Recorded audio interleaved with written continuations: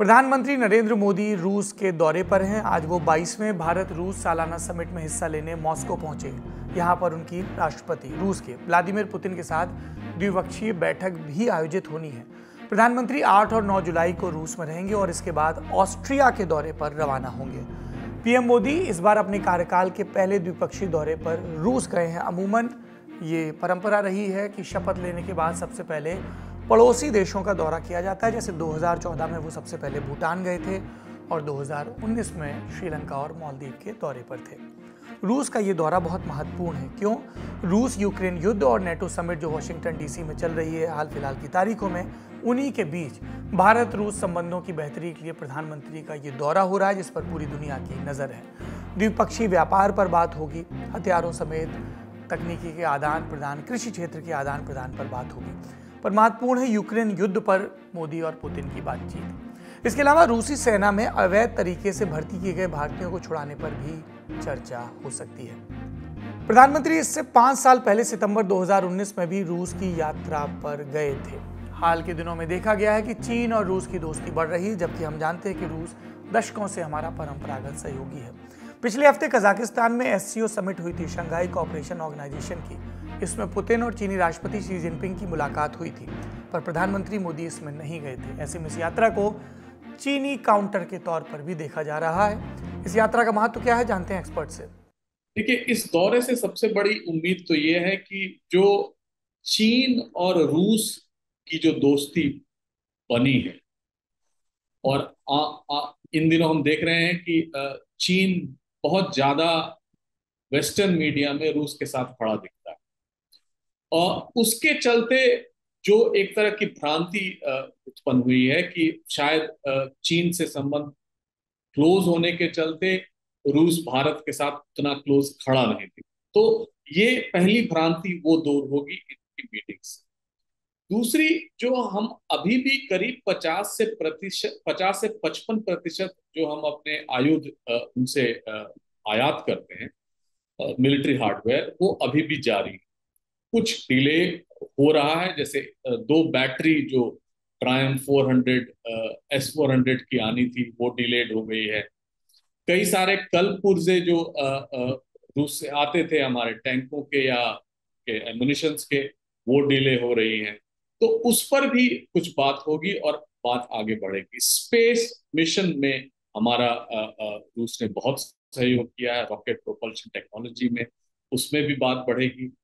और इस समय जो सबसे बड़ी उन पर हमारी आश्रयता हुई है वो है एक एनर्जी सिक्योरिटी को लेके, जो ईंधन की सुरक्षा है उसको लेके। हम 35% अपना तेल उनसे आयात करते हैं, यानी जो जीवाश्मी ईंधन है उनसे आयात करते हैं, और जो एक बहुत बड़ी उपलब्धि मानी जाएगी, क्योंकि जो एनर्जी सिक्योरिटी है वो हमेशा वेस्ट एशिया से लिंक था। तो जब भी वेस्ट एशिया में उथल पुथल होता था तो भारत को या तो तेल के दाम बढ़ाने पड़ते थे, या अनश्योर रहता था कि वो तेल आएगा कि नहीं, या जो जो जीवाश्म ईंधन है वो आएगा। तो वो एक श्योरिटी हुई है। इस यात्रा से अब तो ये स्पष्ट हो जाएगा कि आने वाले दिनों में भी हम उन पर ईंधन के लिए आश्रित रहेंगे। अगर आपकी प्रधानमंत्री के रूस दौरे में दिलचस्पी है तो हमारा वैश्विक मामलों का जो कार्यक्रम है रोजाना का दुनियादारी, उसका आज का एपिसोड जरूर देखें। आपको डिस्क्रिप्शन में लिंक मिल जाएगा। प्रधानमंत्री की रूस यात्रा के बाद अब रुक करते हैं दूसरी सुर्खी का, जो नेता प्रतिपक्ष राहुल गांधी के असम और मणिपुर दौरे से जुड़ी हुई है।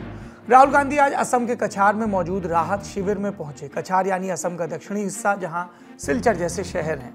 बीते कई दिनों से जारी बारिश के बाद इन इलाकों में बाढ़ आ रखी है। बहुत सारे लोग बेघर हो रखे हैं और राहत शिविरों में हैं। इनसे मिलने राहुल गांधी गए। उनके दौरे के दौरान प्रदेश कांग्रेस कमेटी ने एक बयान जारी किया, कुछ दावे किए जिन्हें राहुल गांधी ने सोशल मीडिया पर शेयर भी किया। क्या दावे हैं? 7 जुलाई तक असम में बाढ़ से 58 लोगों की मौत हो चुकी है। लगभग 53,000 विस्थापित हो चुके हैं। कृषि योग्य 68,000 एकड़ भूमि डूबी है। काजीरंगा नेशनल पार्क में 6 गैंडों समेत 114 जानवरों की मौत हो चुकी है। कांग्रेस ने राज्य सरकार पर बाढ़ के गलत मैनेजमेंट का इल्जाम भी लगाया। इसके बाद राहुल गांधी ने कहा, मैं असम के लोगों के साथ खड़ा हूं और केंद्र सरकार से मदद की मांग की। फिर नेता प्रतिपक्ष गए मणिपुर। मणिपुर में उनके 2 दौरे निर्धारित थे। एक मैतेई बहुल इलाके का और एक कुकी बहुल। सबसे पहले वो कुकी बहुल चूड़ा चांदपुर में मौजूद राहत कैंप में गए लोगों से मिले।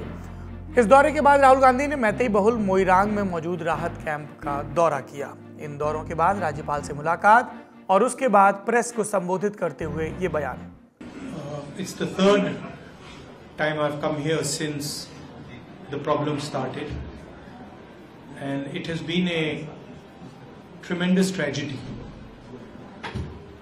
Frankly, I was expecting some improvement in the situation, but I was quite disappointed to see that the situation is still nowhere near what it should be.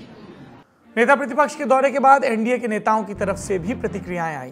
दिक्कत है, कोई रोक तो नहीं रहा है, सब लोग स्वतंत्र हैं, कोई कहीं जा सकता है, जाना चाहिए।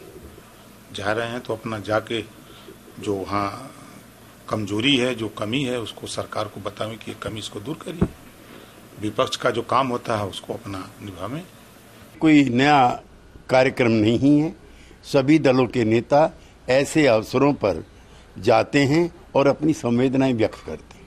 अगली सुर्खी जम्मू कश्मीर से। यहाँ कठुआ जिले के बिलावर तहसील में सोमवार को सेना के एक वाहन पर आतंकवादियों ने हमला किया। 2 जवान घायल हुए। हमले के बाद सेना के जवानों ने जवाबी कार्रवाई की। आज तक के सुनील भट्ट की रिपोर्ट के मुताबिक इस हमले के बाद इलाके में सर्च ऑपरेशन जारी है। सूत्रों के मुताबिक पहाड़ी के ऊपर छिपे आतंकवादियों ने सेना की गाड़ी पर गोलीबारी की और फिर ग्रेनेड फेंका।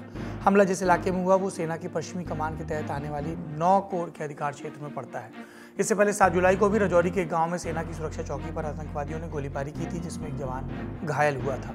कश्मीर में हालिया मुठभेड़ों के बारे में और जानकारी दे रहे हैं हमारे संवाददाता निखिल वाट। बीते दिनों में हमने ये पैटर्न इमर्ज होते हुए देखा है कि साउथ ऑफ पीर पंजाल यानी जिस इलाके को हम जम्मू डिवीज़न में मानते हैं, वहाँ पर आतंकवादी घटनाएं बढ़ी हैं। 8 जुलाई के दोपहर भी कठुआ ज़िले में लोहाई मल्हार इलाके में बड़नौता गांव के पास से सेना का एक काफिला गुजर रहा था, जिसके ऊपर आतंकवादियों ने घात लगाकर हमला किया। ऐसी सूचना है कि आतंकवादी ऊंचाई की जगह पे थे जहां से उन्होंने गोलियां चलाईं और उसके बाद काफिले पर ग्रेनेड्स भी हर्ल किए, यानी कि ग्रेनेड दागे काफिले के ऊपर। अब तक की जानकारी ये है कि इस हमले में 4 जवान भारतीय सेना की वीरगति को प्राप्त हो गए हैं और 4 जवान घायल बताए जा रहे हैं। इसके बाद से सुरक्षा बलों और सेना के जवानों के बीच में फायर एक्सचेंज हो रहा है, मुठभेड़ हो रही है। ज़्यादा जानकारी का फ़िलहाल हम इंतज़ार कर रहे हैं। जैसे ही जानकारी हमारे पास अधिकृत सूत्रों के हवाले से आती है, हम आपके सामने ज़रूर रखेंगे। अगली सुर्खी हाथरस भगदड़ मामले से जुड़ी है। 8 जुलाई को पुलिस ने इस मामले में 2 और लोगों को गिरफ्तार किया। बताया जा रहा है कि दोनों आरोपी स्वयंभू बाबा सूरज पाल उर्फ नारायण साकार हरि के सेवादार हैं। ये आरोपी सत्संग में मौजूद थे और भगदड़ के दौरान फरार हो गए थे। मामले में अब तक मुख्य आरोपी देव प्रकाश मधुकर समेत 11 लोग गिरफ्तार किए जा चुके हैं। पुलिस के मुताबिक देव प्रकाश मधुकर ही हाथरस में हुए कार्यक्रम का मुख्य आयोजक था। उन्होंने सत्संग के लिए चंदा जुटाया। आपको पता है इस मामले में नारायण साकार हरि के खिलाफ अब तक कोई केस दर्ज नहीं किया गया है। इससे पहले उनके वकील एपी सिंह ने भगदड़ का क्या कारण बताया। कहा वहां 15-16 लोगों के ग्रुप ने जहर छिड़क दिया था। दावा है ये कि भगदड़ शुरू होने के बाद साजिशकर्ता कार्यक्रम वाली जगह से भाग गए। जो मैंने कहे थे 15-16 लोग वहां हट्टे कट्टे हाफ पैंट पहने गमछा डाले वो व्यक्ति थे जिन्होंने वो जो भगदड़ की। भगदड़ करते समय भगदड़ के पीछे भी उनका एक कारण था कि उन्होंने जहरीला स्प्रे, जो नशीला और जहरीला स्प्रे था, उनके यहां हाथों में लगा हुआ था। जहरीला स्प्रे के इतने बड़े स्प्रे जैसे करते हैं, वो इस तरह जहरीले स्प्रे, नशीला स्प्रे यहां लगा हुआ था और ऐसे 10 से 12 लोग थे लगातार लगे हुए।